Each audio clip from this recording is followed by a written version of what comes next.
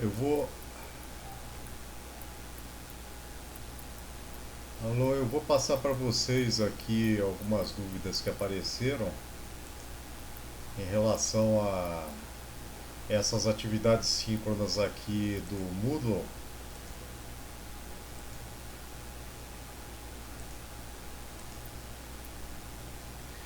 Aqui no Moodle a gente encontra esses links para as atividades síncronas que tem as videoaulas.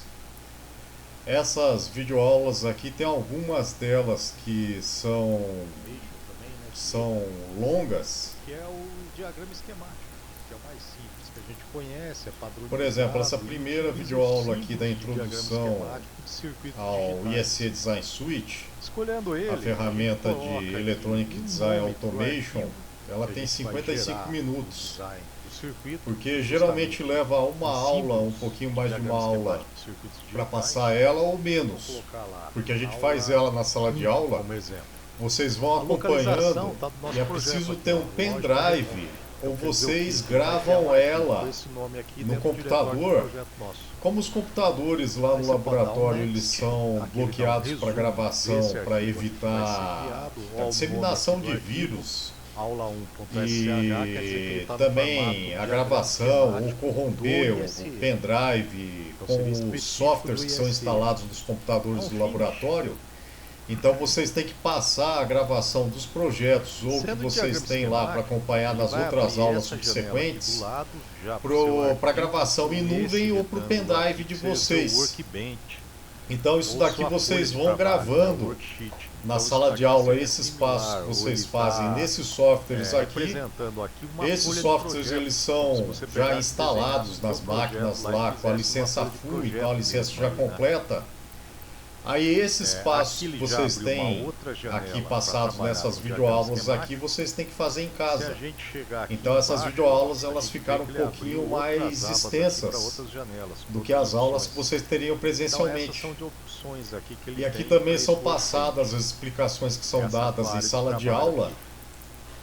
tem que ser dadas aqui. Então elas ficam mais detalhadas aqui. As dúvidas também que aparecem em sala de aula, elas são tiradas aqui também. Então as dúvidas que vão aparecendo eu vou procurando incluir aqui na videoaula posteriormente.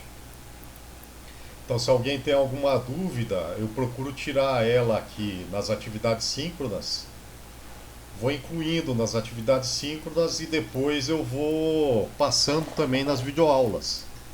Então elas ficam mais extensas que as aulas presenciais, porque eu tenho que falar aqui, gravar e mostrar em vídeo o passo a passo, como se fosse um tutorial, como é que vocês fazem para instalar também o software, como é que você faz o passo a passo na sala de aula, enquanto na sala de aula eu explico presencialmente como é que é o software e o ambiente de desenvolvimento já está instalado lá no computador que vocês mexem, dentro do laboratório. E lá no laboratório você faz o que? Você liga o computador, já tem um pendrive, já espeta o pendrive lá no computador e grava. Vai seguindo as recomendações lá no Datashow, né? Que já está aberto em sala de aula. Então você chega na sala de aula, liga o computador e vai acompanhando pelo Datashow em sala de aula. Então aqui tem que ser mais completa a videoaula. Então fica mais extenso o vídeo. Então fica mais chato você acompanhar aqui, porque o vídeo sendo mais extenso, fica difícil você acompanhar ele completamente. Então tem algumas partes aqui que às vezes o aluno fica tentado a pular e surgem algumas dúvidas, como essas daqui. O pessoal estava perguntando como é que faz para abrir esses arquivos aqui, se eles são abertos aqui. E alguns deles aparecem desse jeito aqui, como por exemplo, esse arquivo aqui que tem um link aqui da aula 1 parte 2, que está embaixo dessa videoaula aqui. Aula 1 parte 2, circuitos e diagramas esquemáticos, depois tem esse aula 1 parte 2 aqui embaixo, esse aula 1 parte 3 também aqui, ó, embaixo do aula 1 parte 3, circuitos e diagramas esquemáticos, porque esses arquivos aqui Eles fazem parte dessa videoaula. Então são arquivos que vocês vão colocar dentro do diretório de projeto de vocês, em que é explicado nessa aula aqui de introdução ao EDA, Xilinx e SE Design Suite. Porque para essa disciplina de vocês, vocês vão criar um diretório de projeto para esse software aqui que vai ser utilizado para a disciplina inteira. Então, para a disciplina inteira, vocês vão utilizar um projeto que vai ser criado para esse software aqui. Então, esse software já, na criação do projeto, ele já cria um diretório. Esse diretório ele já vai criar automaticamente outros subdiretórios dentro desse diretório de projeto. Esses subdiretórios já criam outros subdiretórios e outros arquivos também dentro desse diretório, desses subdiretórios também. Ele cria isso automaticamente. Outros subdiretórios também você pode criar dentro desse diretório, desses subdiretórios também. Outros arquivos também você vai criar.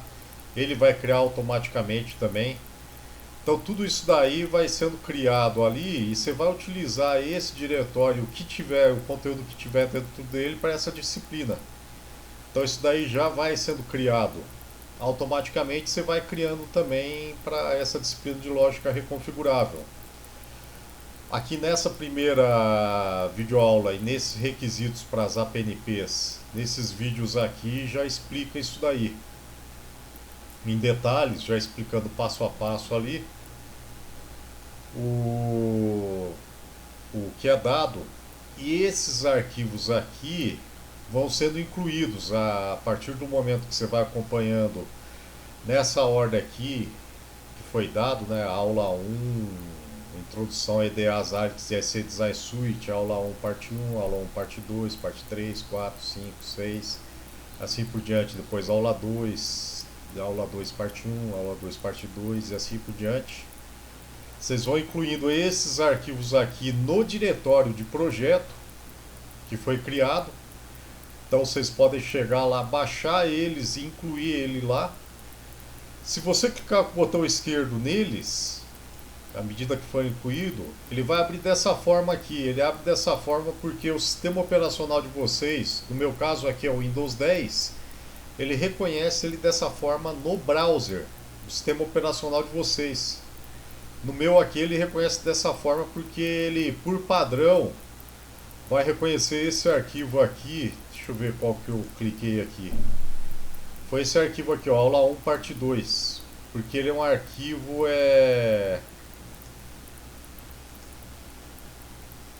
com essa terminação aqui, .ssh. Então os arquivos com essa terminação, ele reconhece no meu sistema operacional como arquivo SQL. Então arquivo de banco de dados SQL. Ele vai abrir aqui dentro do Google Chrome, do web browser Google Chrome, como arquivo .texto de banco de dados SQL. Então ele abre dessa forma aqui. Mas na realidade ele é um arquivo reconhecido somente pelo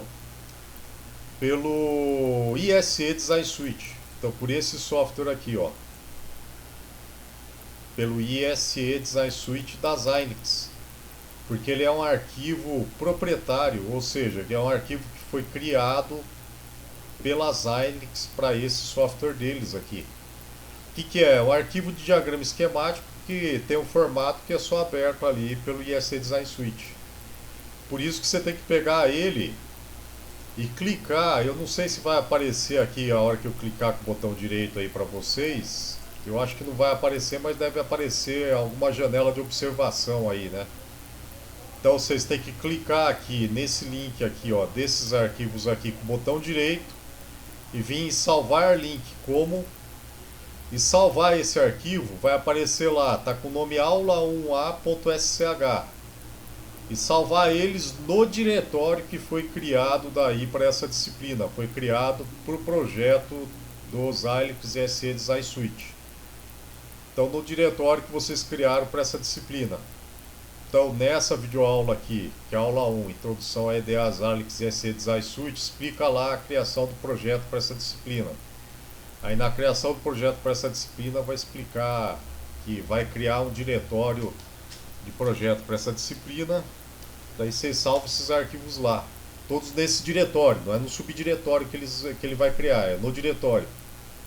Ele criando o projeto, aí o primeiro arquivo que você criar projeto, ele já vai criar outros arquivos daí.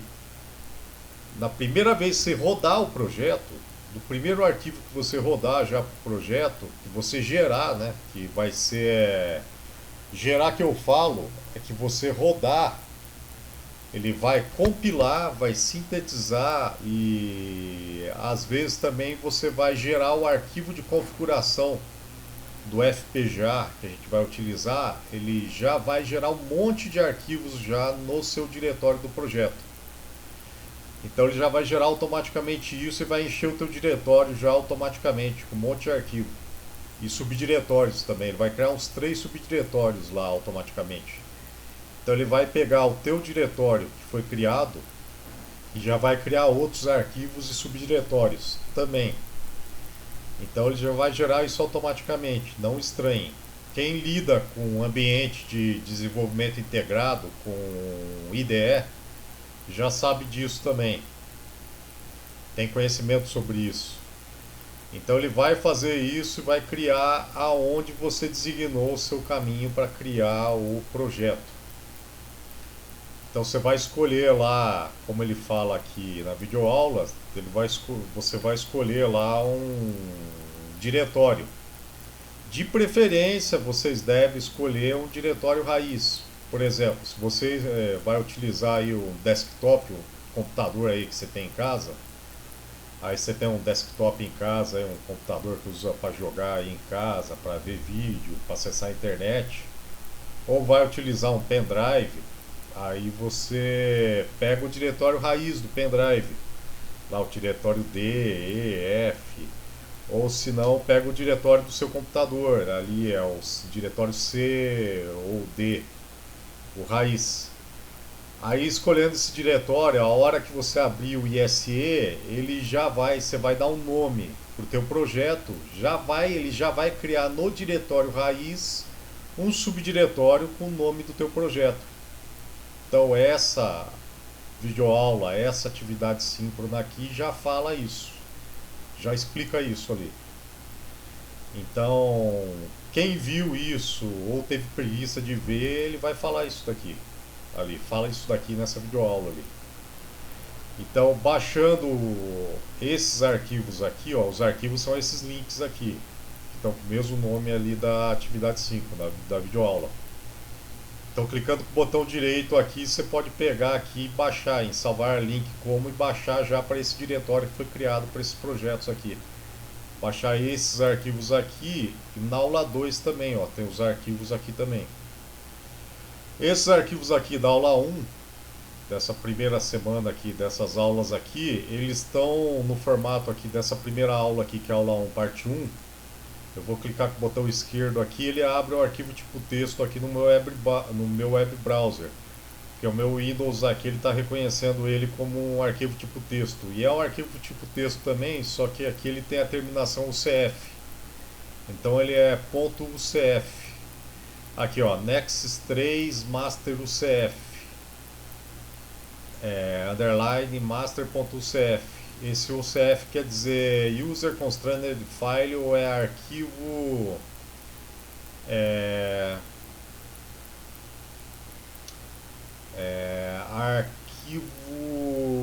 arquivo de restrições do usuário. Isso daqui é um arquivo de pinagem do FPGA que a gente vai usar. É um arquivo de pinos do FPGA que a gente vai usar. Esse daqui é utilizado também pela Xilinx para dar a pinagem, ou para dar os pinos que a gente vai utilizar do FPGA que a gente vai utilizar. Por quê? Porque o FPGA que a gente vai utilizar, e geralmente a maioria dos FPGAs, ele tem um número de pinos muito grande, porque como a gente pode configurar o circuito digital que a gente vai usar neles, então eles possuem um número de pinos grande em relação a microcontroladores e DSPs. Como a gente não sabe, ou geralmente o fabricante de dispositivo de lógica reconfigurável não sabe o circuito digital, o sistema digital que a gente vai elaborar, então ele disponibiliza dispositivos de lógica reconfigurável com um número de pinos grande para possibilitar daí os mais diversas aplicações que a gente pode utilizar. Então o FPGA que a gente utiliza tem em torno de 324 pinos, então um número de pinos muito grande. Desses pinos aí, tem muitos pinos que são para alimentação.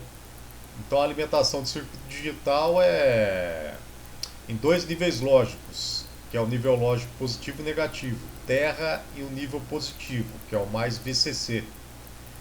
Então muitos desses pinos são para alimentação positivo e negativo, o restante de pino a gente fala que é de uso de propósito geral, que a gente pode utilizar para alimentar entradas e saídas de uso geral, né? Os bancos de entrada e saída. Então esses bancos de entrada e saída a gente pode utilizar para ligar outros circuitos daí, de entrada e saída do circuito integrado do FPGA, que são geralmente esses pinos aqui, ó. Por exemplo, eles são dados pela localização no circuito integrado do FPGA, dados em linhas e colunas. As linhas e colunas deles são aqui, ó, dadas pela localização, que seria esse lock aqui. E esse lock ele dá no circuito integrado do FPGA em linhas e colunas. Como ele tem muitos pinos, mais de 300 pinos ali, então ele não pode ser dado mais um invólucro ou encapsulamento que é dado como é que a gente fala, aquele dual inline package, né? Ou seja, dos pinos dispostos em duas linhas, enfileirados, né? Em duas linhas como aqueles CIs tipo aranha. Então eles são colocados em outro tipo de encapsulamento, tipo SMD, e não quadrado também. Ele é tipo BGA, o que a gente vai utilizar, Ball Grid Array. Então eles são colocados em um invólucro ou em um circuito integrado quadrado, mas os pinos eles são colocados como se fossem bolinhas de pinos de solda embaixo do CI. Então eles ocupam a superfície, toda a superfície de baixo do circuito integrado, ele é quadrado. E a localização dele é dada como se fosse um tabuleiro de xadrez todo quadrado, na superfície de baixo do CI. Então é dado linhas e colunas, como se fosse quadriculado. Aí as linhas são classificadas em letras e as colunas em números, né? Então a localização dos pinos é dados aqui, ó.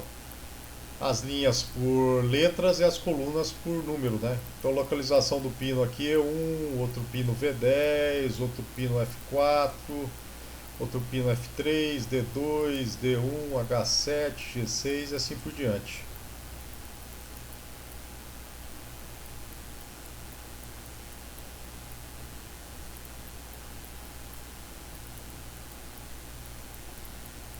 Alô?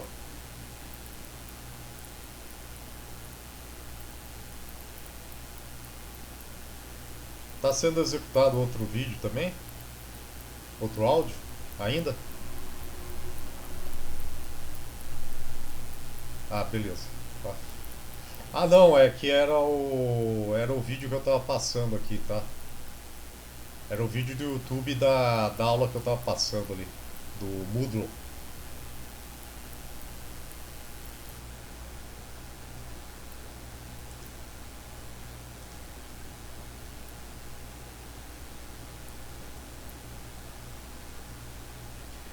Então esse é o exemplo desse arquivo aqui. Então esse arquivo é para pinagem do FPGA, que daí vocês já podem pegar e colocar no diretório de projeto de vocês que vai ser utilizado. Então no design de FPGA, esse daqui que é bastante utilizado.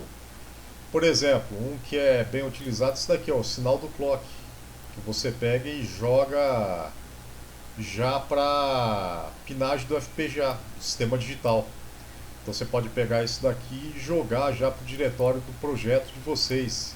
Então o designer da placa do FPGA já faz isso daqui, já fornece isso daqui. Para quê? Para facilitar para o designer do sistema digital utilizar o FPGA. Então ele já fornece esse arquivo aqui para ajudar o cara que vai utilizar a plaquinha o kit de desenvolvimento do FPGA.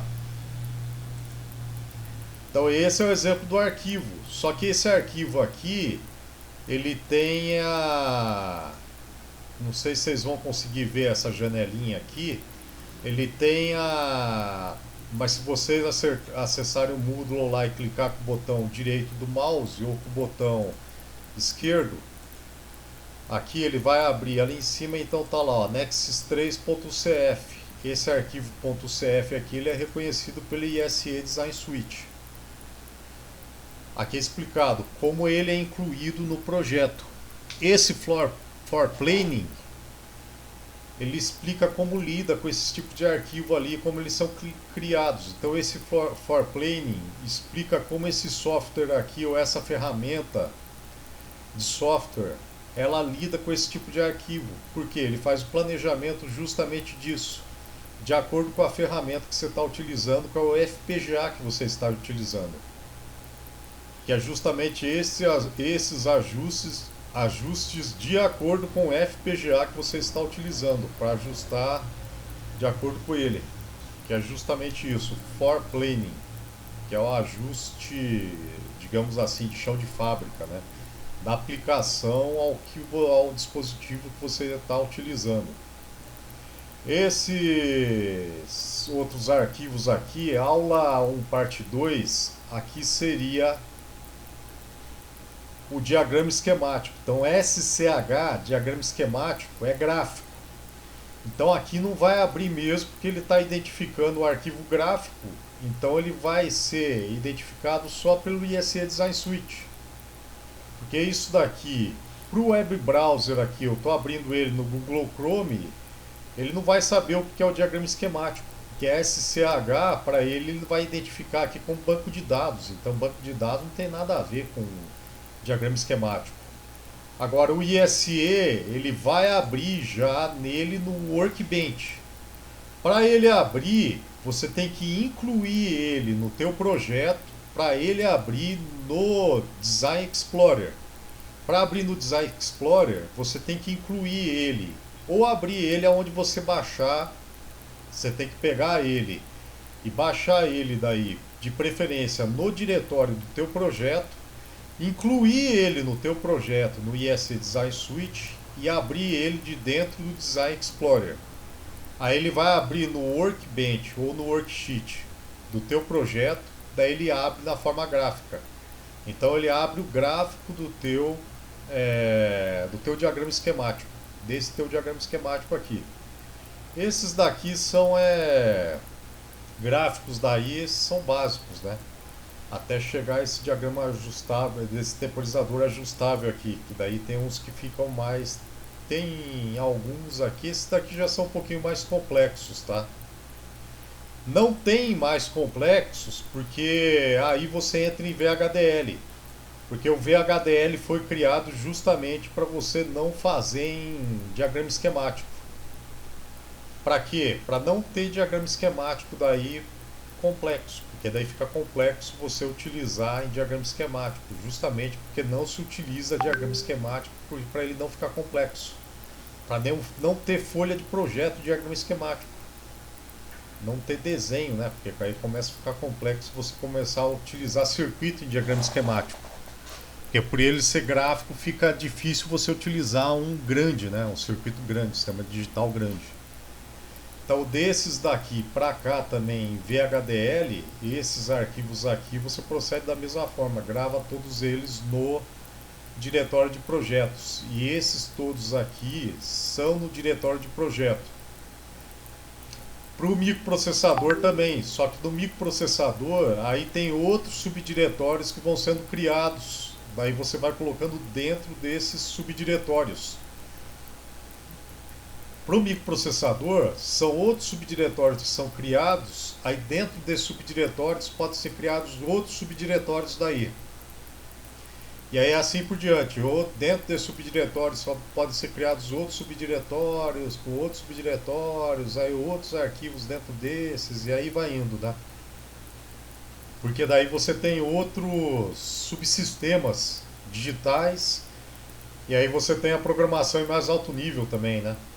Quando você entra em sistemas de processamento digital ou sistemas programáveis, aí você já cai em sistema de processamento digital, aí você tem firmware, né? Porque em sistema de processamento digital você tem que criar a base de processamento em que você entra já em sistema periférico. Quer dizer, se você vai criar um microprocessador, você tem que criar o barramento para ele. Aí você tem que criar a base do processamento para ele. O que isso quer dizer? Você tem que criar um microprocessador, você tem que criar daí uma memória para a programação dele. Então você tem que criar uma memória RAM para ele. Aí você tem que criar um firmware para ele. Aí você tem que criar também um barramento para ele. Aí você tem que criar um sistema de interpretação de lá das instruções para ele. Aí você tem que criar um sistema também de interpretação, de instrução para ele. Você tem que criar um sistema de fetching para ele também. Aí você tem que saber disso também para ele. Você tem que criar um sistema de interrupção para ele. Tem que passar por tudo isso daí. Aí você tem que criar uma BIOS também. Então você vai criando com tudo isso daí dentro do diretório do teu projeto um monte de subdiretório para isso. Aí isso ele faz automaticamente também no ISE. Com isso ele vai criando os subdiretórios para tudo isso daí. É por isso que você tem isso daqui, ó, microprocessador Microblaze. Então desse microprocessador tem muita coisa que ele vai automatizar também. Com essa automação ele vai criando automaticamente um monte de arquivos a mais também, um monte de subdiretórios a mais também.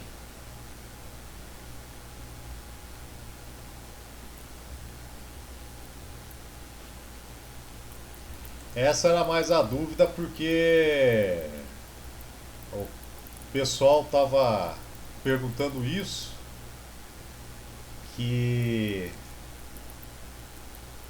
eu acho que eles não chegaram a ver, mas está explicado aqui nos vídeos que eles devem ter pulado alguma parte aqui ou não chegaram a ver até o final.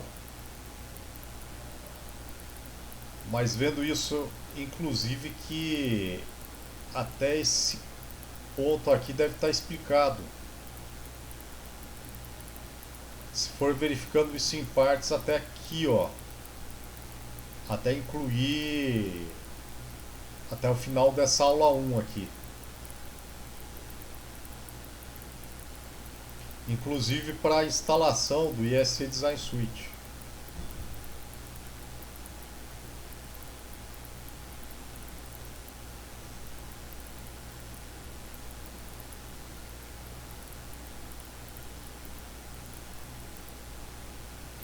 Inclusive, a elaboração do projeto, ela tá feita toda até chegar aqui, ó. Aula 2. Tá tudo passo a passo aqui, desde a introdução ao ISE Design Suite até chegar aqui. Só que você tem os passos até chegar aqui. E como ele vai criando esses diretórios e alguns arquivos automaticamente, você não precisa pegar e manter todos esses diretórios e subdiretórios no seu projeto, porque tem muitos aí que você não precisa manter também. A hora que você cria o seu projeto e roda ele, quer dizer, você tem os teus circuitos ali e passa ele para o FPGA, para passar para o FPGA e fazer o FPGA funcionar, aí você tem que criar, você tem que compilar, tem que sintetizar o teu circuito, gerar o arquivo de configuração do FPGA e transferir esse arquivo de configuração do FPGA para o FPGA. Então até a parte que você compilou e sintetizou, você rodou o seu projeto. O ESC Design Suite ele gera um monte de arquivos e alguns diretórios no diretório do seu projeto. Muitos desses arquivos e diretórios você não vai precisar, mas alguns deles, que são os arquivos fonte, você tem que manter. E o arquivo do teu projeto também, que tem o mesmo nome do diretório do teu projeto, você tem que manter. E esse arquivo de pinagem aqui você também mantém. Você pode modificar ele também. Esse arquivo do teu projeto, você pode modificar ele, você pode renomear ele para cada circuito digital que você tem, você pode renomear. Mas você tem que manter ele, principalmente para o circuito digital que você está elaborando, que você está utilizando na hora. Isso daqui vai ser explicado depois como é que é. Que cada circuito digital que você está fazendo, você tem um circuito principal que você utiliza. Os outros você pode manter eles, ou se quiser você pode até apagar. Mas tem um circuito digital que você tem que manter para o seu projeto. Então tem os principais, ou os arquivos principais que você tem que manter, que são justamente os códigos-fonte. Então esses você tem que manter no seu projeto. Aí os arquivos que foram gerados automaticamente, muitos deles, a maioria você pode apagar. E você vai ver que tem muito lixo aí que você pode chegar e apagar. Tem um monte de coisa que ele vai gerar depois. Agora não, mas depois você vai ver que tem um monte de arquivo ali no teu diretório de projeto que você pode apagar daí, a maioria ali. Vai ter uns... Deixa eu ver ali, ó. Aqui eu não coloquei, Ah não, coloquei aqui, ó. Vão ser 5 arquivos VHD e um UCF para o primeiro projeto. Eu até coloquei aqui para falar. No segundo, vão ser 3. Deixa eu ver. Aqui, ó, até coloquei para o segundo projeto, são 3 arquivos. Só em linguagem C. Então, para o primeiro são 6, que é justamente esses que eu falei, ó, 5 em VHDL e um UCF, que é um desses daqui, ó, e 5 em VHDL, que é desses daqui. E no segundo é 3 em ponto .c. Porque vai ter um monte de arquivo a mais que ele vai gerar daí. Acho que vão ser mais de 30 arquivos a mais e mais uns 3 diretórios que ele vai gerar também automaticamente. Além desses daqui. E aí você pode até, se quiser, apagar eles. Se tiver pendrive ou pouco espaço no... Se bem que os outros arquivos são pequenos também, né? Mas vai gerar um monte. Aí sempre tem gente que pega e me envia o diretório inteiro, que não precisa. Pega via e-mail e me envia o diretório inteiro do projeto, que não precisa. É só me enviar 6 arquivos. Esses 6 arquivos aqui é que não dá nem 10K. Aí não precisa. A mesma coisa, esses 3 arquivos aqui, ó, não dá nem 30K. Então não é enviar o diretório inteiro, é pegar e enviar só esses arquivos aqui, que é só os códigos-fonte.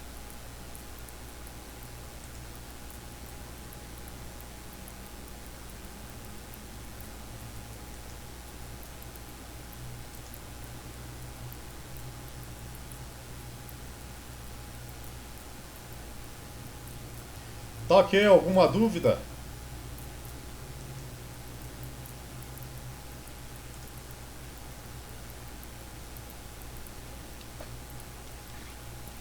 Tudo bem então. Bom dia para vocês e um bom final de semana. Qualquer dúvida aí então, vocês entrem em contato via e-mail ou na permanência. Aí semana que vem eu vou voltar a falar isso outra vez. Tô gravando também, vou voltar a falar isso outra vez sobre essa entrega dos arquivos também. Comentar sobre isso outra vez, sobre entregar esses arquivos, né?